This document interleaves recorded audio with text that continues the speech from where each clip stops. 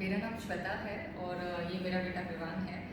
Actually इसने already कुछ 7-8 महीने पहले आर्ट ऑफ एक्चुअली दिसंबर में ही नहीं सॉरी अक्टूबर दिवाली में, हाँ अक्टूबर दिवाली के टाइम पे आर्ट ऑफ लिविंग का एक्चुअली किया था वर्कशॉप, इंट्यूशन प्रैक्टिस का फर्स्ट वाला दिन। तो उसके बाद से मतलब ये रोज़ इसका जो 1-1.5 घंटे की प्रैक्टिस है वो कंटिन्यूसली करता था। फिर उनका मतलब मुझे लगा कि शायद IP2 करने के बाद इसको बहुत सारी चीज़ें आ जाएंगी, लेकिन IP2 भी हम लोगों ने करवाया और वो भी उसने एक्सरसाइजेस कम से कम 2.5-3 महीने की रहेगी कंटिन्यूसली विदाउट फेल। मतलब एक भी दिन इसका प्रैक्टिस का कभी मिस नहीं हुआ। और जब भी मतलब मुझे लगा कि अंदर से बहुत ज़्यादा फ्रस्ट्रेटेड था और मतलब बहुत ऐसा डिप्रेस रहता था कि मतलब मुझसे ही क्यों नहीं हो रहा है ऐसे, क्योंकि वो रोज़ ना प्रैक्टिस करके देखता था कि ये हुआ है कंपेयर करना बार बार और फिर बाद में मतलब चीज़ें करना। तो वो मुझे ऐसा लगा कि वो अंदर से बहुत परेशान है और वो मुझे बता नहीं रहा था, बट वो मुझे समझ में आ रही थी कि वो परेशान है अंदर से। फिर मैंने धीरे धीरे ना रिसर्च करना चालू किया कि मतलब ये एग्जैक्टली क्या होता है, थर्ड आई एक्टिवेशन मतलब क्या होता है, और अगर ये नहीं कर पाते अगर कुछ बच्चे तो क्या रीज़न हो सकता है। तभी मुझे रिसर्च करते करते पता पड़ा कि कैल्सिफिकेशन होता है, डिकैल्सिफिकेशन होता है। सो ऐसे जैसे एज बढ़ती है, रिसर्च करते करते फिर मैं मिड ब्रेन एक्टिवेशन सेंटर की वेबसाइट पे आई और वो बहुत पास में था मुलुंड। तो मैंने बोला कि क्यों नहीं एक बार चेक करते। तो मैंने फिर मैम को कॉल किया, लिटरली 10:30 मैम नाम बजे। बता दो एक बार मेरा। शशि मैम को कॉल किया मैंने। शशि मैम को कॉल किया और फिर मतलब मेरी कुछ 20-25 मिनट बात हुई। मैंने मतलब बहुत ज़्यादा डेस्परेट थी मैं कि क्योंकि मुझे उसको वैसे देखना नहीं था। वो बहुत मुझे बहुत बुरा लग रहा था कि मतलब एज ए पेरेंट मैं खुद फेलियर हूँ, मुझे बहुत ज़्यादा बुरा लगा। तो मुझे ये भी बुरा लगा था कि मैं ही बहुत ज़्यादा एक्सपेक्टेशन रख रही, तो वो मुझे खुश करने के लिए वो चीज़ें करने की कोशिश कर रहा है और उससे ज़्यादा बुरी बात कुछ नहीं हो सकती। तो फिर मैंने सोचा कि एक बार मैम से मिल के आती हूँ। थोड़ा डाउट में थी मैं यहाँ पे आई। हम लोग ऑलमोस्ट मेरे को लगता है पूरा दिन नहीं, हम कुछ 1-1.5 घंटा बैठे थे और इनका वर्कशॉप ख़त्म ही होने वाला था। सैटरडे की बात है। मैंने बच्चों का एक्सपीरियंस देखा और पता नहीं कुछ तो था कि तो मैम बहुत मतलब खुद बहुत पेप्ड अप है इन जनरल। तो मेरा ऐसा था कि इनको भी देख के बाकी बच्चे भी देख के मैंने बोला why not try it out. और इसको मैंने पूछा तो इसने मुझे क्लियरली बोला मुझे नहीं पता, आई डोंट नो।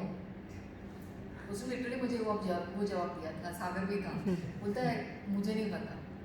तो मैंने मेरे हस्बैंड ने हम तीनों ने गाड़ी में बैठ के बात किया कि हम लोग क्यों कर रहे हैं, एक बार ट्राई करके देख क्या होता है। फिर ये दूसरे दिन आया, एक दिन का वर्कशॉप किया।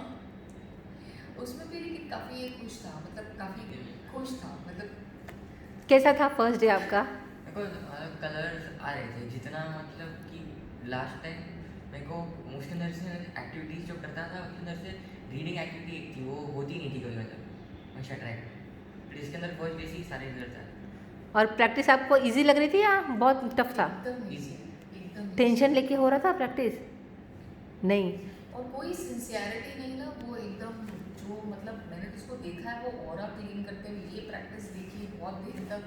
मतलब मुझे लगा कि ऐसा कुछ कुछ तो अलग ही है एकदम। तो बट हाँ मतलब हाँ, एक ठीक एक है। ही पता नहीं क्या क्लीन हुआ है वो, लेकिन हाँ एक एक ही।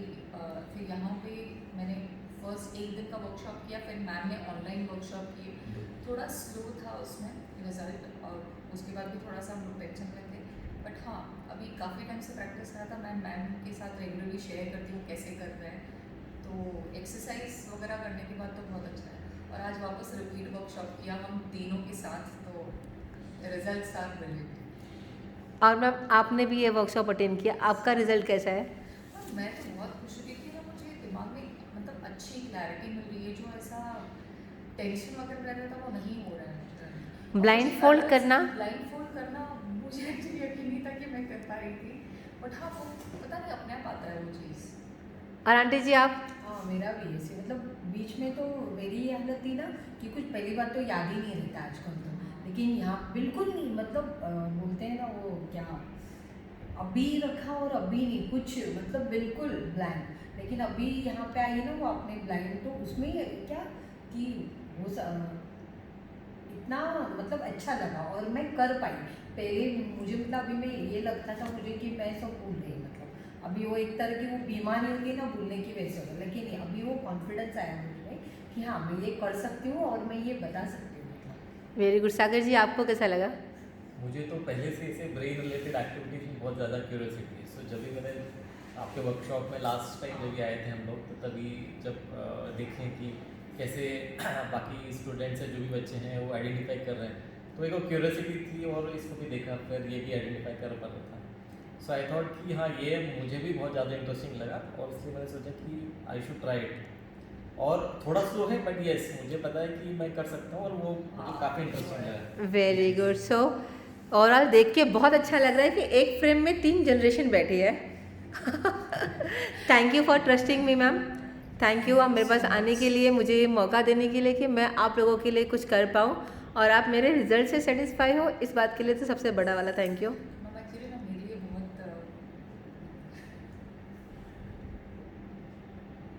Relax ma'am, relax.